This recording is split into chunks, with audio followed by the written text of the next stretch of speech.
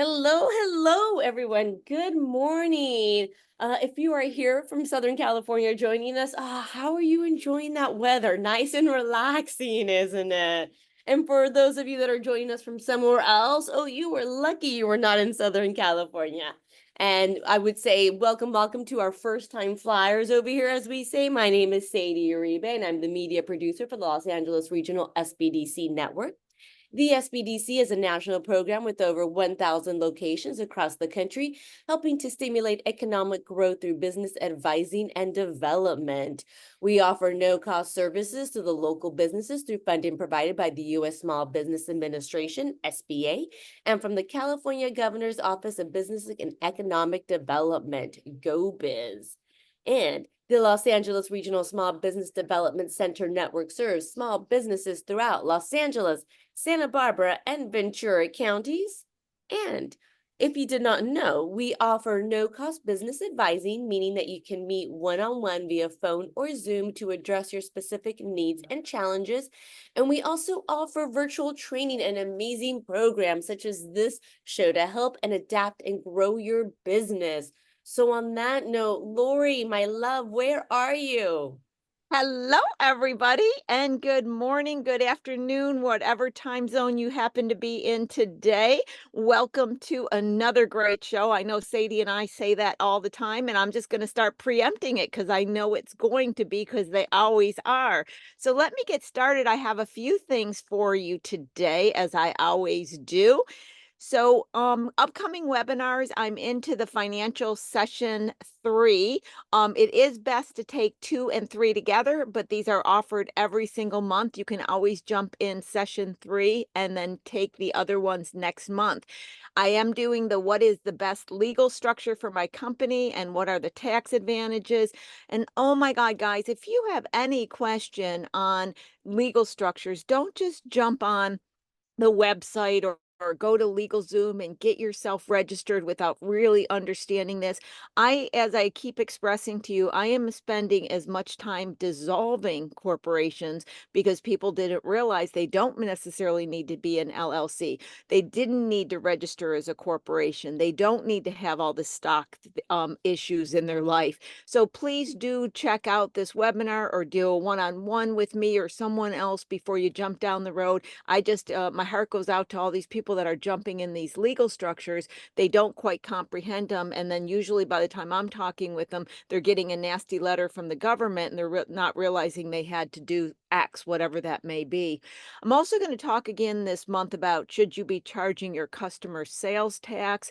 I bring this webinar up every once in a while. It's really important for you to know that even if you're selling outside of California, based on a law called economic nexus, you may need to be charging sales tax. Therefore, you may need to be charging it to the customers within that specific state, collecting the sales tax and remitting it to that state.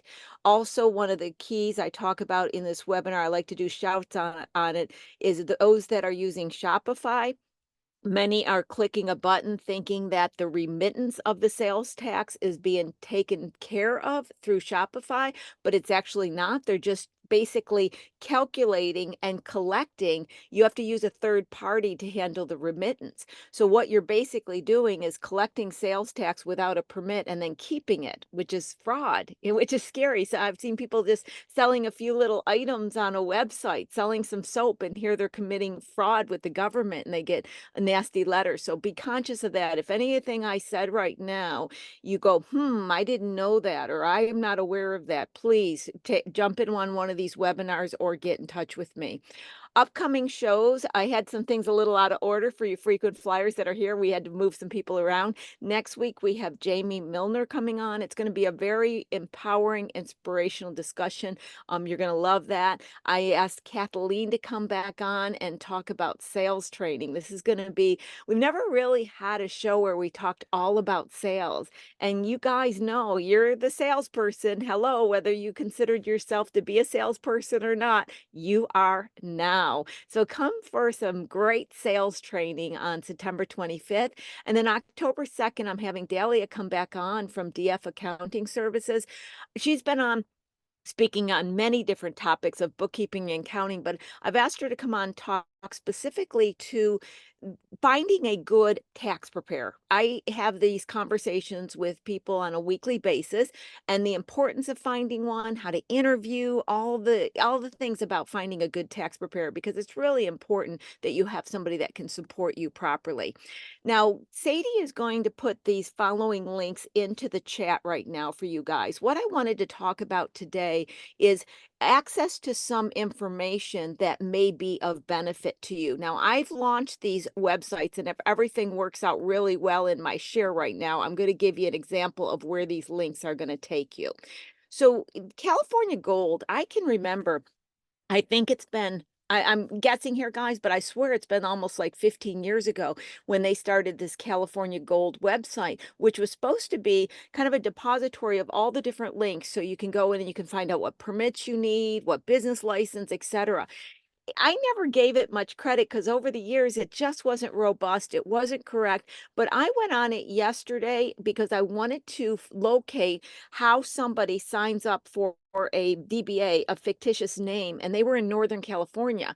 And I knew it wasn't through the Los Angeles County, but I was like, I've got to figure out where they go and the instructions to do so. And I was kind of surprised when I wasn't looking, they updated the website and I found it to be quite efficient and had a whole lot of information on it.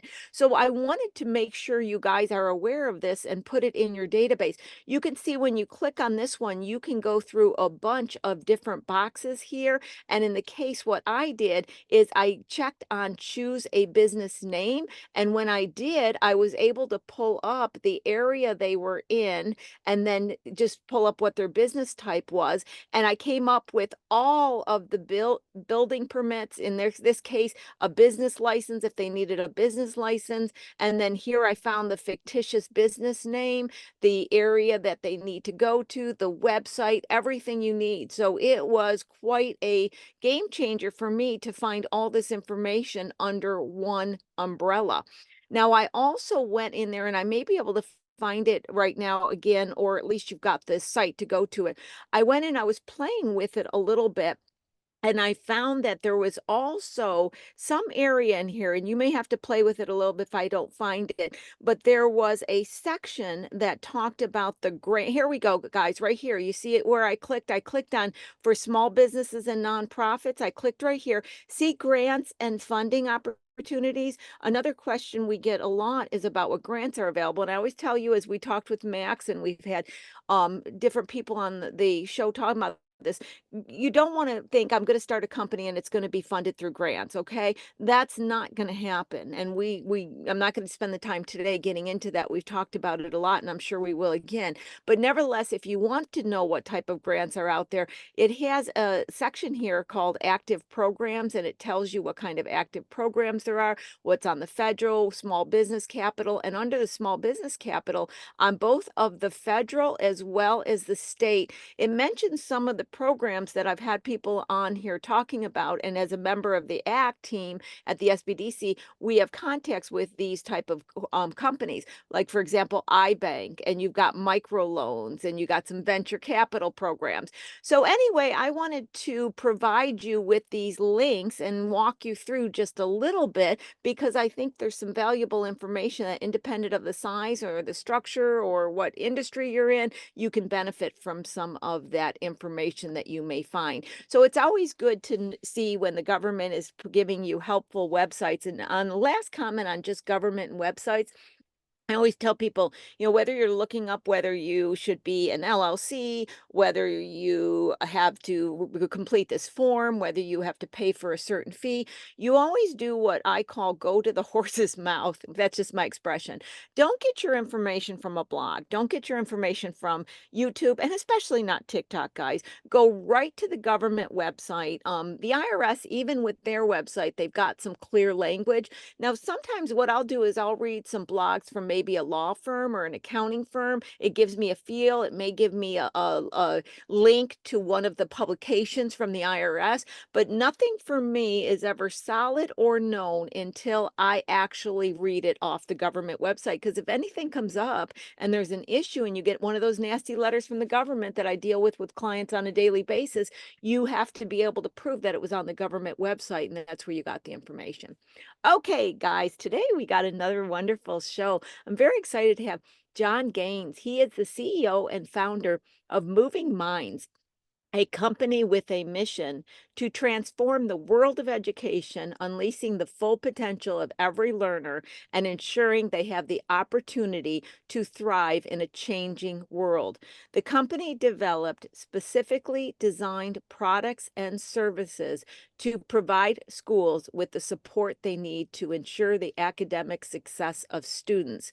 John envisioned a world where every learner has the opportunity to thrive and reach their full potential, a world where diversity and uniqueness are embraced and all perspectives are valued, where excellence is relentlessly pursued through innovation, empowerment, and a willingness to challenge traditions. John, welcome to the show. Thank you. Thank you for inviting me. Really excited to be here. You know, I have to tell you, I loved reading your introduction. I loved reading it because I have always had a belief in the power of education. Now, I'm not saying it has to be through a university or what have you, but as human spirits and engaging in more life lessons, it allows us to meet our dreams, take on our challenges. And I can remember back when I was just a little girl, my audience that are my frequent flyers know I was born in the country. I thought I lived in the country, but I now understand as an adult I was podunked. I was that small of a country. And so we worked on the farm. And I remember tying cauliflower in the middle of the winter and my hands freezing. And I thought at that moment, I want to get paid for what I know, not what I physically do. I didn't know blue collar, white collar. I didn't know any of that stuff. But I then went and just became obsessed with the fact that I had to get educated. And all the degrees that you guys see on my bio, I bought those college degrees. I bought them at a late in life when I had to fund them myself. And so I really respect education. But I also think that education can also get us to stupidity when we're just book learning.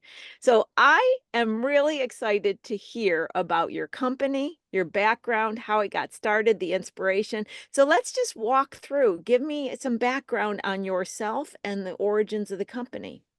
Sure. So, a lot of companies, or business owners will say they started that first time they had the idea for the business and it went from there. But I would say for me, the idea started probably when I was a student, when I was really young. I struggled with stuttering. I stuttered really severely to a point that I didn't want to participate in class. I didn't want to talk in class. I knew I would, stutter, and I was always embarrassed, and I struggled with reading, and that made it challenging. And even with math, and math is one of the things that we do as a company. And so as a student, I struggled in classes, and I always had to find a unique way to get my voice out there because it was hard for me to raise my hand and in front of everyone. I mean, even right now, I have that nervousness because I still stutter. That hasn't stopped, but I've learned over the years to deal with it. But as a student, I struggled. So I struggled to find my voice. I struggled to find confidence in reading and in doing math. And so I had to find really unique ways. I had to get really creative. And it was a challenge because a lot of schooling is about tradition. There's traditional ways to do the math. There's traditional ways to write papers and all that. So I had to I really struggled with that as a student. And when I graduated, I graduated with experience in math. I thought to myself, what could I do with this? And I thought, well, I want to help others that were in my position as a student. And so I went into teaching and I began teaching mathematics, and I taught for the students that were like me, that were silent, that maybe they struggled, but they weren't saying anything. And so I wanted to really empower students by letting them be creative in class and take that creative approach. And that's really, like, all of that is where the origins were for this. It got to a point I was about I was teaching for about 15 years or so already, and I was doing a lot with my math classes. You know, lunchtime I was doing extra clubs for the kids where I was trying to connect the math with other things in the world. After school, I was staying after till 4, 5, 6 o'clock at night, doing extra activities with the kids just to really expand on things and show them there's more than what's in the textbook. And there was a point where a principal suggested that I start charging for these, for my time, because they're like, you're staying after school and we're not expecting this, but you're doing all this stuff and it's amazing, but you got to think about your hours and value your own self. And so I made a special class. I did start to charge for it. There was a huge demand. And then, word of that spread. And that's when I thought, well, maybe I can start this as something on the side. I'll teach full time, and, I'll get this started as something just to make extra money. But then it got to a point a few years into it where it just exploded. I couldn't handle both. I was teaching full time and running the business full time. I had to hire staff. We were in multiple schools. It just was spreading everywhere. The demand was there, and I had to make that decision to leave my full-time teaching position so I can run the business full-time. Wow. Um, yeah. Yeah. There's so much that I want to unpack. And the very first thing that struck me, once again, every time I'm interviewing somebody on the show, I'm always amazed by the story. It's always unexpected. Every single time it seems like it's an unexpected story. But it shows me in life that it sounds so cliche, John, but those challenges that we go through that cause us the most pain are usually where we end up resonating in life. And I think it's because we can relate to the experience. I mean, I was terrible at math. I'm now the financial guru because I struggled so much knowing the numbers, and I felt so alone, and to be honest, I felt stupid. I felt stupid because I couldn't understand what other people were saying. And that's why I'm so sensitive in teaching. So it just is amazing. So those guys out there, if anybody's in the audience struggling with anything, just be reminded that our biggest struggles are our greatest gifts. I just wanted to add that part to it. And then what else I loved about the story, it's a perfect progression into owning a company where you start doing something, you experience something, then it grows, and then the demand comes there. So many people get it in their head, especially the entrepreneurs today. I'm going to start this company, and then it's going to grow, and then I'm going to have employees, and I'm going to be over in 10 cities, and I'm going to do this. And they haven't even got past the idea. And that actually harms them because they're running down a road with no foundation. And so anytime somebody tells a story of how they slowly built it and experienced it, I like to point that out to the audience. So what do you, I want to get into the starting of the company, but I want to Mhm. go back to, what do you believe, John, that you did different with the students that made it popular? What do you think inherently, without you even maybe having a consciousness, was your special sauce? Um, we we put a lot of time and effort into, like, we thought out everything we've done, like our curriculum. We wouldn't, I the quality we bring. So we decided we don't want to just grab a curriculum that's already been pre-made, anything that's already out there. We want to make it in-house. We built it all in-house, and we really wanted to identify like the students that we're working with. Like, for us, they were also our customer. It's not just the school itself or the administrator signing off on the check, but it's the student. And so we wanted to think about like what were their interests, what were their needs, and we tied the curriculum to that. And then we also wanted to build confidence, and that was a big thing. It wasn't just about just trying to, like, okay, we're gonna just teach this content, and like, no, we want to make sure it makes sense, but it also works on the way the student feels about themselves. Because that was something big that I saw as a teacher. Students always, like in math class, there's a lot of trauma in math class. You walk in with anxiety, with fear, and everything else. So students walk in with all these feelings and emotions. And so when I taught math, students would say, like, I feel like this is a therapy class more than math class. And so because we looked at that, and so I wanted to make the curriculum really uh, be driven on building confidence. And so, we weren't about bells and whistles. Like let's say we were teaching, there was one time we taught robotics, and we didn't go, buy the biggest, baddest kits, and like everything that looked great, that looked appealing, because it was step by step. And we found students at the end were like, yeah, like I built a robot, but it's not really like, I didn't really learn anything. So we had to take it a step back and think like, well, how are we going to teach robotics and build confidence at the same time and get them excited by it? So we redesigned the whole class. We redesigned the curriculum and again, built it from, we built it in-house. And our approach, that it was a little simpler than, what you see out there, but the students left the class feeling empowered. They felt like, hey, like, you know what, I have ideas that maybe I can, go and study engineering and build these ideas. And so they got really excited by the curriculum and the way we taught the class. Because like we also taught them to think creatively. We didn't say no. We didn't put bounds on everything and restrict them. We like, like, why not? Let's build something and see if it could fly. Let's see if we can make it 10 times as big. Like we wanted to think, we tried to encourage them to think bigger, better, and to always just kind of like, just try new things. Why not? And so that helped them think that there's more out there. And again, that's something that we built into our curriculum. So as these I these love that. these elements, yeah. Yeah, I absolutely love that. I mean, you're talking about building confidence, creativity, empowerment. We could talk about students in math, or we could be talking about entrepreneurs, or we could just be talking about humans. We Mhm. seem to, over the years, have gotten almost into this mode of thought where we have to be perfect out the gate. And if we don't understand something, we fail. And that limits us from being able to explore and learn and be empowered. Why do you think math? Because when you said that there's a lot of fear walking in math, immediately, John, I thought that was just me. I just thought it was because I didn't understand it. But you're saying in general, what is it about math that makes people so messed up? How else to say it? That's my own Yeah. thing. I felt all messed up in math. I cried No, about math. it's across the board. I mean, a big part of it is the approach we take in math, the traditional approach. You're given a problem, and you know that there's one solution, there's one answer, and you have to get there. And a lot of times you're told that there's only one way to get there, and so you need to be right the entire time. It's like there's like this perfection expected the entire time. You have to go down what's expected of you. And so you're not allowed to think for yourself. You're not allowed to be creative. You're not allowed to make mistakes.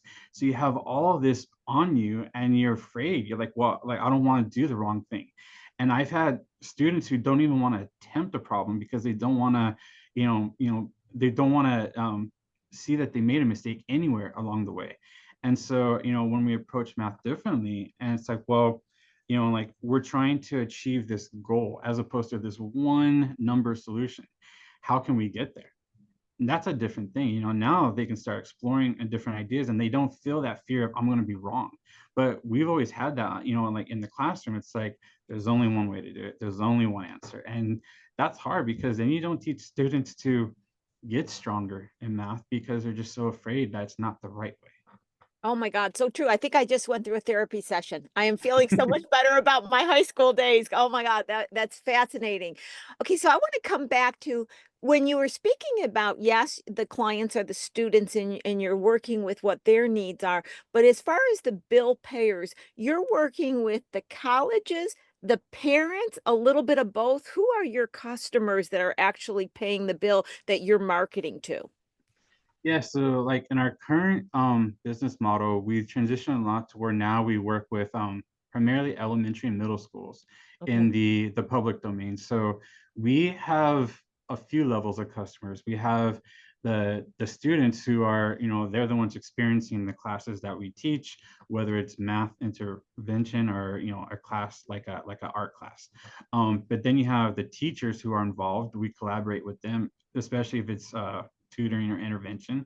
You have principals who they're the ones who initially uh, they contact me, ask me about our services, and then they're the ones that propose everything to the district to get it approved. But then you have district admin and the school board who review everything and they give approvals. And so there's 4 or 5 in this whole chain that we have to serve, and it's part of our B to B to C model, I guess you would say, because we're serving different levels. Yeah. Yeah, you know what's interesting about that, John? A lot of people are in a similar situation. It could be within a school or trying to work with a public entity where they've got these levels of approval. They got to sell here, but they got to get approved here. They got to know this person. They got to know this person. And I talk with clients on a daily basis that are just trying to start out and they're having a real challenge even getting their foot in the door. So you have been able to manage it and have an understanding. Are there any thoughts that come to mind with somebody who is just starting to navigate a complex approval, billing, customer structure that you've learned that you could share? Yeah, so like if I were to give advice to myself going back to the beginning, I would say, at first I thought I had to appeal to every level. And like now I've learned to, it's taken me years, but I would say focus on the one who's going to make that initial decision. So the principal for us was the one who went out to look for our services. They're the ones who have that need. They have parents that are asking them for the services or teachers, so they're trying to fulfill, they're trying to find a solution.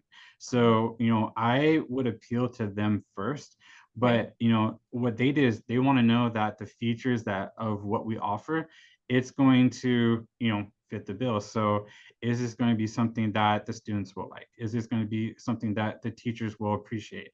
And so if you have the product and you say like, yeah, it will, and then like take the time to develop that with the students and with the teachers. So if you have other customer levels, take that time to develop it. So what we did in the beginning is, we appealed to the principal, but we didn't start off with a fully developed, amazing curriculum with all these, like we started off like, I went and bought straight Lego kits. And so and then we taught it our way, but we didn't create our own stuff from scratch yet. Like I still had some things that I'm like, I don't have the time or energy to write all of this from scratch. So I brought that in and I felt, well, brand recognition was there. So if a principal heard we're working with Legos, then they'll think, oh, great, my kids will love this. Yeah. So I found an easy way to hook a principal to sell them on it. And I mean, everyone is okay with, Lego, the brand. So I'm like, all right, I don't have to create that from scratch, but maybe we could teach it differently, like enough that we put our own spin on it. And so it saved me the time and effort. But then over the years, I was like, you know what? Let's do it our way. And so I went and bought our own kits and we made our own from scratch. And but it's been 10 years in the making. But in the beginning, it was the principal that I had to really target, because they were the ones who I had to sell on this idea. And they're also the ones who are going to sign the check too. Yeah, you know what is a great takeaway on that? So many times when entrepreneurs start out, they try to be perfect. They try to have everything they own. They try to do all that. And I tell people, you know what you're starting with, product or service, may not be exactly as the product and service we'll look at down the road. Just do enough to get in and do a good job today and let other things evolve, because Mhm. otherwise we're planning without having full information presented back to us. Now, when you I want to go back to the day that you, or whatever time period that you said, okay, I'm quitting my full-time job, because that is the scariest thing to Oh entrepreneurs. yeah. I probably got somebody on the audience right now that's like going, should I make the leap? Should I not? Should I make the leap? And I always say, stay and put as long as you can to help you financially, but then you've got to eventually know when. Can you give us kind of the background on that, the Oh yeah. emotions? I can tell on your face you're still living it like it was yesterday, so tell us about it. Yeah, it's very vivid. So it was about I think it was about 6, 7 years ago, but um, I was really going back and forth like when should I make this move? And that was tough. And I read a lot online, I talked to people, and everyone said just make the jump and then that'll put fire into you. And I'm like, yeah, but I have to think about paying the bills and everything Right. else. And you know, what if this all crashes and burns like like right when I make that decision, and then can I go back into the teaching industry again? Like, so I was just thinking through so many things, and then I thought, well, maybe I'll wait till it's safe, till we're making enough revenue. And like, but I'm like, right now I'm spending day and night. I teach a full day, and then I'm in the office till sometimes midnight. And then it's like I felt like I was a zombie at that point. I'm like, I'm so stretched thin, and I don't feel I could expand the company more because I couldn't dedicate any more time to it. And then I felt like that whole work-life balance was gone. It was just work. Like I barely spent time with my family, and even time for myself. So I got to a point where I, thought it through. I'm like, well, if I make this jump and if I quit teaching, then I'm gonna have more time to work towards the business, and it will put fire under me, and it's gonna be make it or break it. It's gonna, it's like I'm all in now. I'm gonna have to give my full, energy to this. And it was a scary thing. I mean, my wife and I, we talked about it at length. We even prayed on it. We're like, you know what, we're gonna just give our faith to it and just see what happens. And I told my principal, this is my last year. And then I started going into the office full time, and reality hit. I was like, all right, like I'm I need to get more schools. I need to get more contracts. I need to do this. So I just, re-strategize. I'm like, I got to put my time into sales, really think that through. And I just got really strategic. Did I have a plan like that going into it? I didn't. It was more like, I know I could do it. The fire is there. My wife was supporting me. I'm like, we could do this, but I didn't know what I was completely jumping into. But, I figured it out. There were a lot of days that were tough in the beginning because I wasn't getting calls back. I wouldn't, like I wasn't getting those immediate like sales. And Yeah. so I would have those times like regretting, thinking twice. I'm like, man, did I do the right thing? But I just continued just to push and push and push. And every day I kept making calls, every day making visits to schools. I was thinking of everything. And then I reached out to places like the SBDC. I looked for mentors. I tried to get advice, and things I didn't know because I was a teacher. Like I didn't know about completely running a business on my own, and so that was tough too. I had to learn as I go, and I it worked out, like, but it was a lot of energy in the beginning. Like I pushed, and even though I felt like, all right, I'll have more time at home, I still was working full time. Like I was like, day and night, I was thinking about the business because I wanted to get it afloat and not let this thing sink too. So, um, yeah, yeah.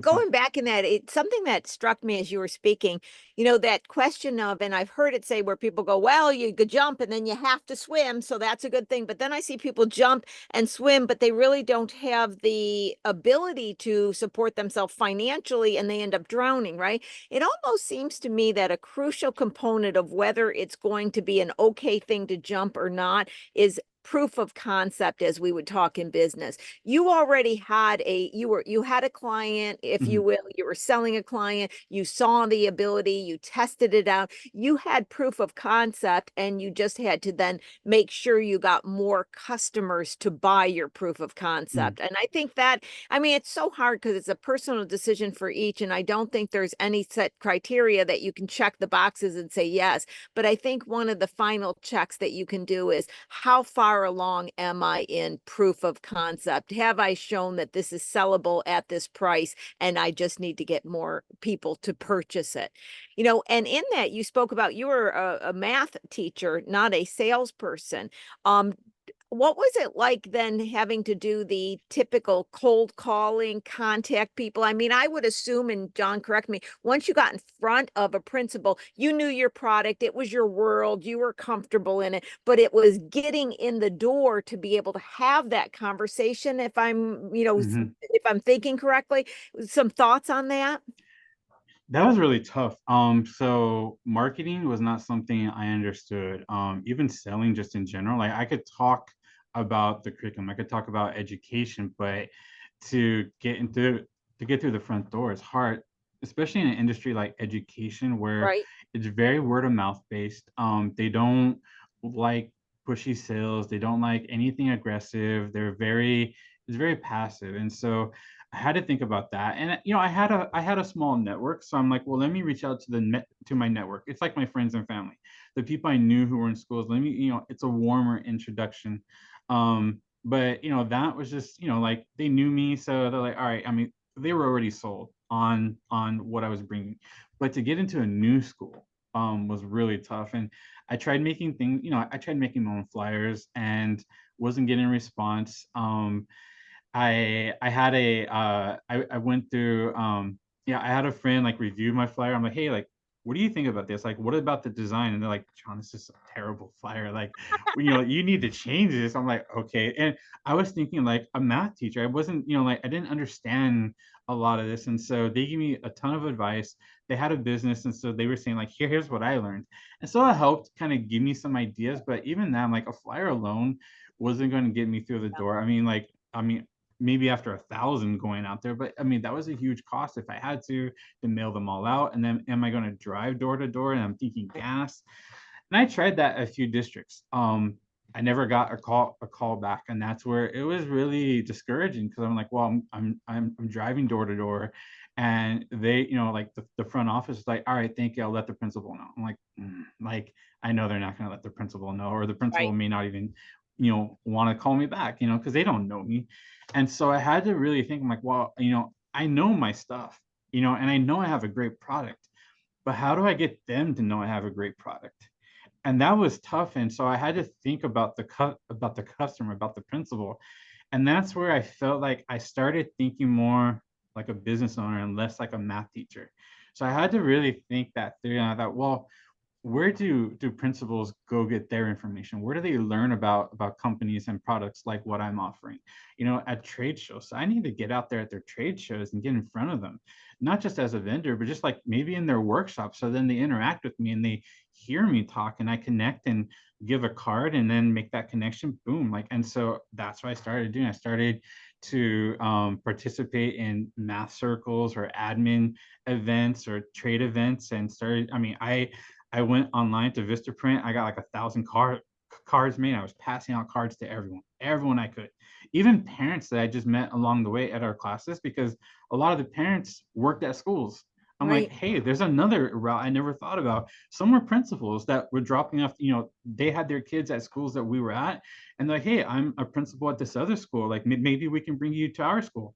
Perfect. And then I had to learn to talk about it a lot to everyone, because you never know who's involved in a school. Like it could be anyone, So that's where I thought, you know what, I gotta think differently, And so, yeah, I mean, that was the big change for me in this. Well, I think the takeaway that I want the audience to catch is the brilliant of the question when you were saying, where do they get their information? Where do they go? Where do they learn from? So often when, companies are looking at selling or marketing, they're kind of looking from the outside going in. And I always say, put yourself in a different position, be that person. And where are they looking outside to gather their information, to make their decision, what matters to them? And I love that that's what you did.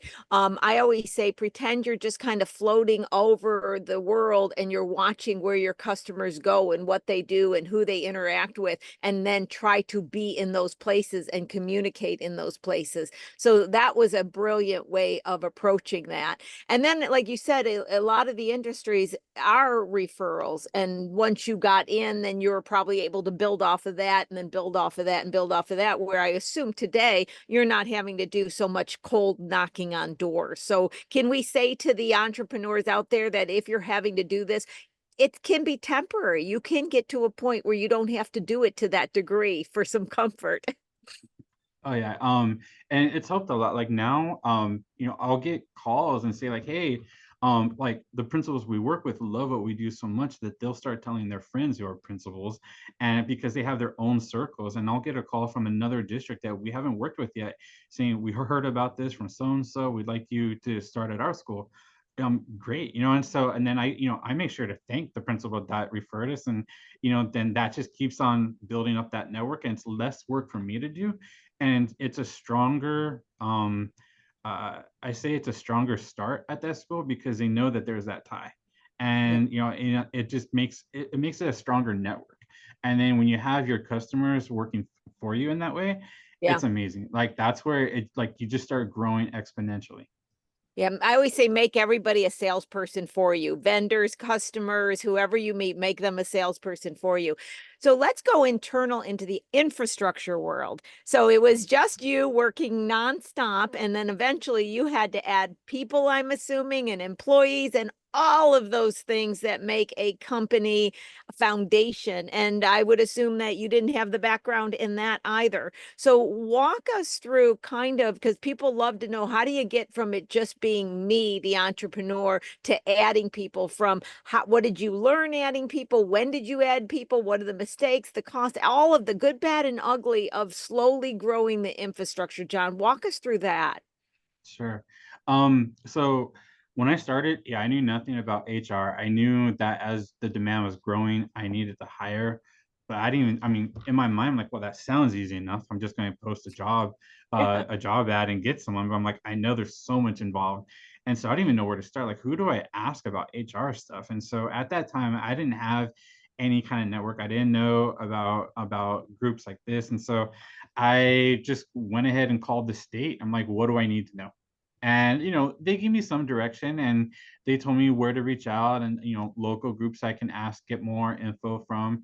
And then I reached out to local businesses or anyone that owned a business. I'm like, hey, like, what can you tell me about when you started? And some of them were open. They shared some ideas. And so I would say if I were to go back now, I would probably either look for a volunteer, like through the SBDC or through SCORE or something like that. Or there's a lot of HR consultants out there that that are willing to help for the beginning entrepreneur, like when you're at that level, just to guide you. But I had a lot to learn. So when you work in tutoring and when you work in education, there's a lot of independent contractors versus W-2s. Honestly, when I was asked that, I didn't know what they were asking me. I'm like, well, I don't know. And I'm like, well, and I would ask the agency, I'm like, what should I do? Because I didn't know, what that meant. Like, I didn't know that it had any kind of tax implications and anything. And so they had to walk me through a lot. And I just was taking so many notes. And then I went online and I read as much as I could with a grain of salt. Like, like I didn't want to completely believe everything out there, but I'm like, there's stuff out there that's giving us information. Let me learn what I can. And so I learned the process to hire part-timers, W-2. So I did that. We used, I think I used QuickBooks at the time to help me. Again, I didn't know about anything else that was out there. I was just afraid to jump into anything and go for, full subscription service for that or this. And I knew I had to pay them. Payroll was another thing I had to think about, timekeeping. It was just a lot to think about. And so again, I didn't know. So I used Excel to track stuff, then found out that there's websites out there that do that easily, and it's all taken care of. I'm like, well, do I have the funding for it? In the beginning with my budget, I really couldn't afford that stuff. So I did it as much in-house. I was very meticulous. I kept track of everything. I started very small with a very small part-time staff just so I can understand how to like manage this whole thing. And then as I started growing, started gaining more employees, I thought, well, I have the funding now, or I have the resources where I can, enroll in something where they do timekeeping. Maybe there's an app where they can, clock in and out with, and then that tracks it. So I started, looking into extra resources, and then we started getting growth spurts, and that was tough because we'd have like one school district where 8 schools are like, hey, we want you to start next year. It's in a couple months, and it's going to be 20 more employees I need. Like 20 more, like, all right. Oh, And then I didn't that's a know huge that. number.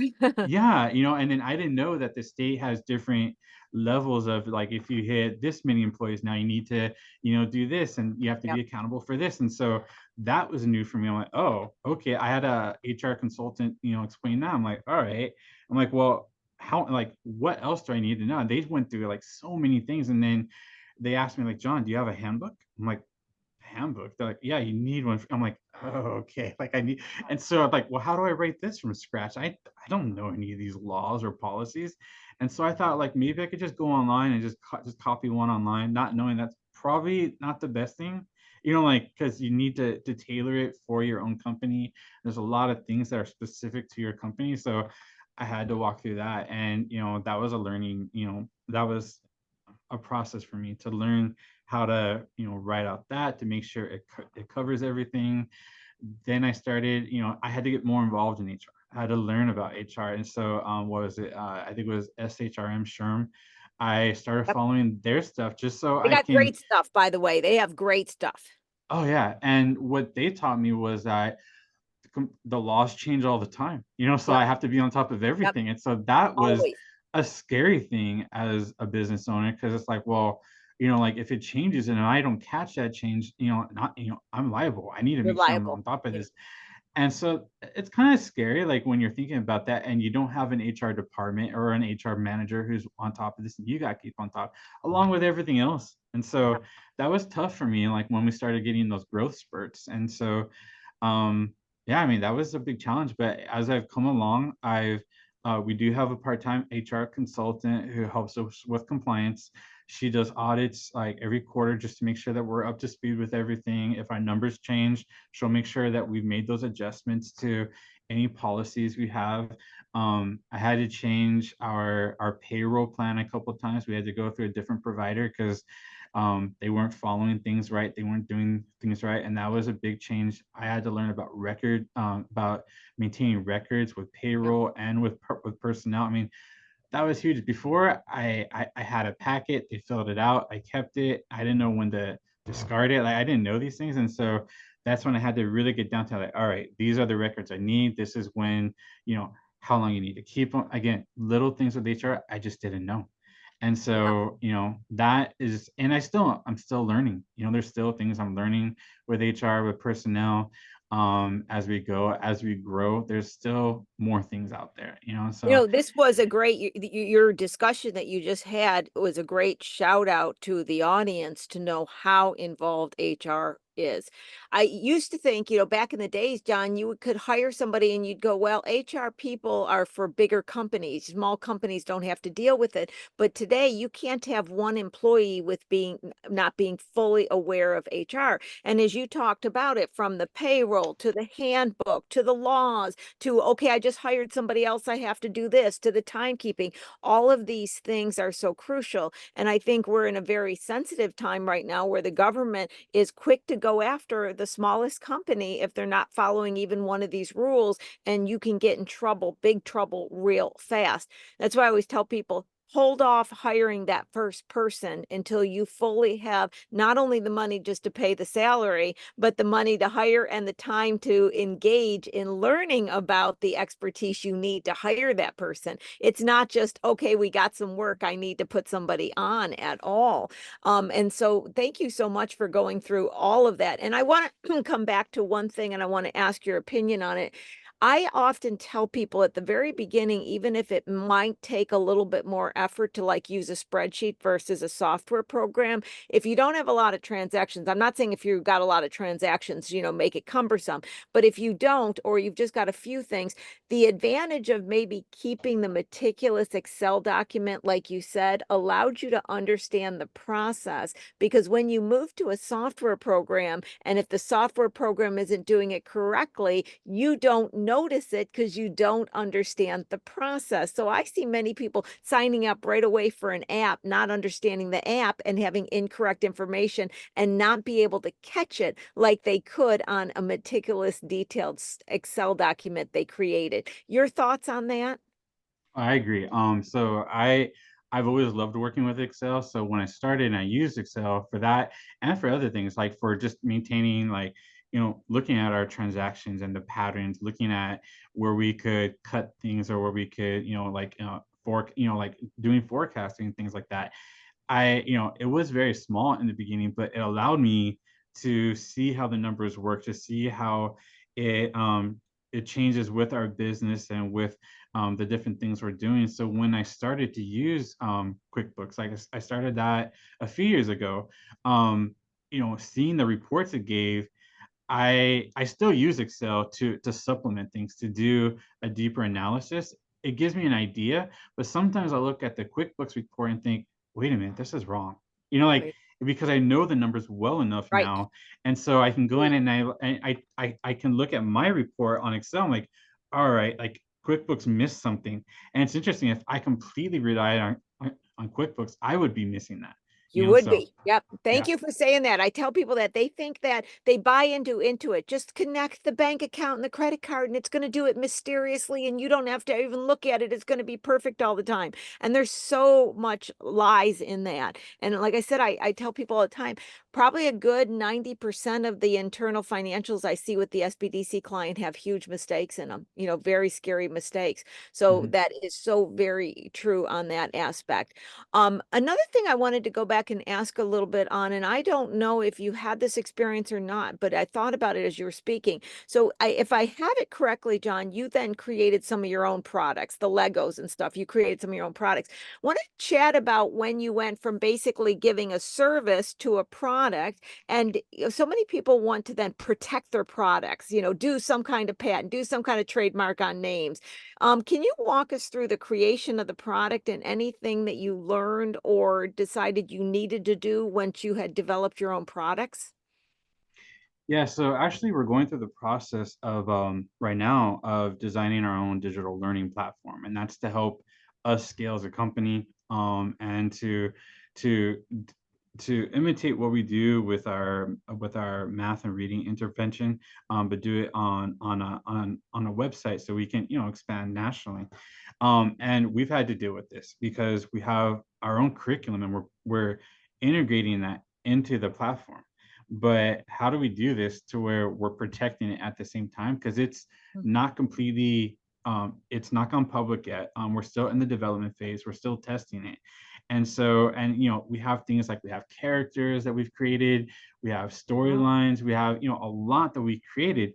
And so it's very challenging, because we want to keep it protected until, well, we want to keep it from getting out there until we protect it. So I had to learn a lot about trademarking, about the copyright process, about maintaining, like for example, like our characters. I haven't gone out and started marketing them yet because we haven't completely protected all the whole character world.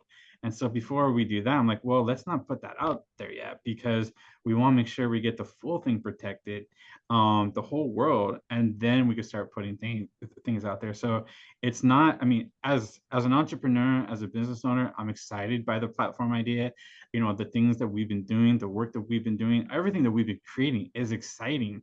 But I have to make sure that before I put it out there, it's protected, because things can easily just get taken or get caught or get copied. And yeah, I mean, it's something we've been putting our countless time and energy into for years now into developing this thing. But going back like to the Lego and to that process, we one of the things we had to do is we had to really be a step ahead. So when we created our own kits, we worked with a company to package the pieces together that we wanted to build. We came up with our own curriculum, and we had it protected. We put it out there, but it's not something we just stay like, all right, every year we're going to do the same thing. And no, like every year we changed it. We kept adding new curriculum or new ideas or new builds.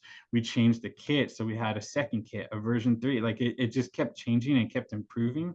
And so that was a way that we kept it protected, is that we were always thinking about the next step. What's the next version going to be? We kept updating it, and that really helped too. And then that actually became our brand, where schools who saw our curriculum at somewhere else, or if they saw the projects that the kids were working on, they knew it was a Moving Minds brand. And so that also helps when you mm, brand yourself enough where even if someone were to copy it, they would say, hey, that's a Moving yeah, Minds project, or that's a yeah. Moving Minds curriculum. And that's what you want to get to as well. Yeah, that makes complete sense. Back up on something, and this is a key thing for people to understand. You said not protected in the world. A lot of times people think when they're doing a trademark that that means in the world, and it could be either just in the state or in the, right? So comment on that a little bit, that you have to understand when you're protecting something, you have to understand where you're protecting it at and not just think just doing one form means all over the world. Yeah, so what we learned, we have our brand, we have Moving Minds trademarked, and that's trademarked. It's protected in the United States here, but there are companies outside the United States that have taken Moving Minds as their name as well. And so it was really tough for me because I was like, wait a minute, like I thought, I was protected, Right. but even though that there's protection, it's not saying that it stops anyone from using that name. Like we could possibly see someone right down the street open up shop and they call themselves Moving Minds, not knowing that we're trademarked, and so that's something I have to think about and consider. And I'm always keeping an eye out for it. Like I always look online to see, is there a company that popped up with that name? I know when I registered our .com, I tried to register every extension I could think of, like .net, .org, like just to make sure that no one could grab that name in that sense on social media. Same thing, because I just thought like, well, I don't want someone to easily just grab this name, but the protection's there, but the protection doesn't deflect others from using that name. Because if again, they could pop up anywhere. Yep, They could very see that well they're said. moving minds, and I have to just be Yep. aware of it all the time. I know, because I talk with people often, they'll say, "Well, I started an LLC to protect my name," and I go, "Somebody can start an LLC in another state with that name. Somebody can open a DBA with that name." So there's a lot of false beliefs. And also, comment on this for me, John.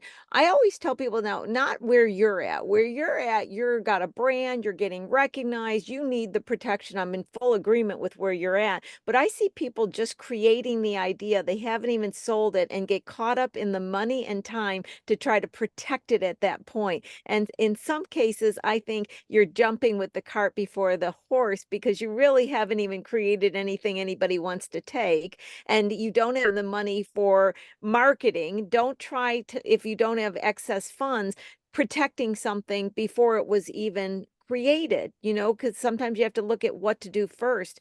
I'm assuming you didn't get engaged in all the protections at the very beginning. You did it as you progressed and it made sense to do so. Am I correct on that? Can you give some words of voice? Because I get people going, I got an idea, I need an LLC, and I need a patent and a trademark. Like those are the four things before they even try to produce something or sell it to anybody. Your thoughts?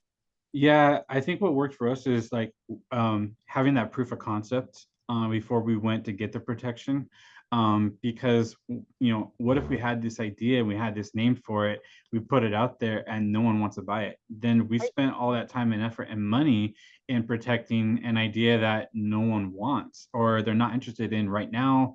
And so we wanted to see, like, is this something that people would buy into? Even the name of the company, is that something that people would gravitate towards, would like? And so once we saw there was an interest, there was a demand, there was that proof of concept, it made sense to protect it. And that was something I learned along the way too, because I thought, well, just I thought that way too, like in the beginning, like maybe we should protect it. But in talking to the trademark office and trademark attorneys, they like to see that you already have, I mean, they kind of like to see the proof of concept too. They like to see you've used this in marketing, it's on a product, like you've used your logo, like it's out there already, which kind of feels weird sometimes. Like, well, if I put it out there and it's not protected, is that safe? But they want to see, like, they also want to see proof of concept in a way. So Yep, they do. Yep, because I remember when I patent or trademarked, I'm sorry, trademarked a name, I had to show marketing documents that I actually had already mhm. used it, and that's part of the process, and people don't understand that. Well, John, this has been a fascinating discussion, and the amount of wisdom that you spoke during this hour is just amazing. And what my thought was that the same thing that you are teaching and providing to your students, be creative, think outside the box. Let's figure out a process. Let's ask all the different avenues and roads to getting there. You're actually living. I don't know if you ever noticed, but I made the combination because at one point, as I was seeing you speak, I was like going, you have the same twinkle in your eye about your company, the creativity, the products, things you're doing that I bet you have the students get about math. You are actually living the vision of the human spirit that you are trying to create in others. Any last thoughts you'd like to share with the audience?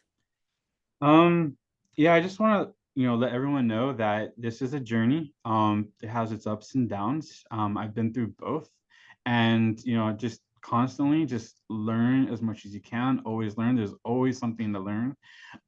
Have a strong network. Have invest in mentors. There's a lot of them out there. Lori is one of them. But there's a wealth of information out there. Don't feel like you're going this on your own. And it's a great rewarding experience, and stick with it. Yeah. You know what? I'm so glad that you came on the show, John. Like I said, we've had some conversations and it's always been about something specific in business or otherwise, but I knew that you had a wealth of information to share. I knew you have exceeded beyond what I even thought. So this has been just a fascinating, fascinating discussion. And I know the audience thoroughly loved it. So I thank you so much for coming on the show today. Sadie, I'm going to invite you back to close us down here. Wasn't that I feel like I went through a business 101, what to do, what not to do, what to consider. I do feel like I've gone through a complete business traveling around the world of going from startup to success. It was a journey. I mean, it's almost like I'm like, oh wow, tell me more. I was just eating the popcorn. I mean, even though you shouldn't be probably having that for breakfast, but I was like, tell me more. I know it was great. I love it, Lay says you still are a teacher in the chat. You very much are still a teacher. Absolutely. So, John, thank you so much for coming on the show and sharing Thank you. with us your experience. And I wish you the greatest success. And I know, I mean, I can only imagine where you're going to be taking the company in the future and the type of products that you create. And what I think so special about it, it's not just you succeeding, but in every day that you succeed, other students are succeeding. So it's an entire generation coming behind you with the great spiritual type feeling of being creative, of feeling like I want to learn something, I want to understand. And that means they're empowered. So it becomes a legacy. You're teaching and giving people confidence for them to go out and create what they create in the world. So I want to say out to the audience, thank you for the frequent flyers that are here all the time. If you were new on the show, thank you so much for joining. Sadie is going to stay behind. She's going to make sure in the chat you have my information, you have John's information, any questions, you want to get in touch with somebody at the SBDC. Hey, John, take a look at the chat. They are just loving this. Thank you so Awesome. much, guys, for your comments in the chat for the guest. They love seeing it. I know from being a speaker myself, when you get feedback and somebody says, hey, I really was touched by what you said, it changes everything. So with that, once again, Sadie will be staying behind. John, thank you so much. My heart out to you for coming on the show. Frequent flyers, thank you for being with me every single week. And I will see you guys next week on another episode of Small Biz Talk with your host, Lori Williams. See you soon. Bye.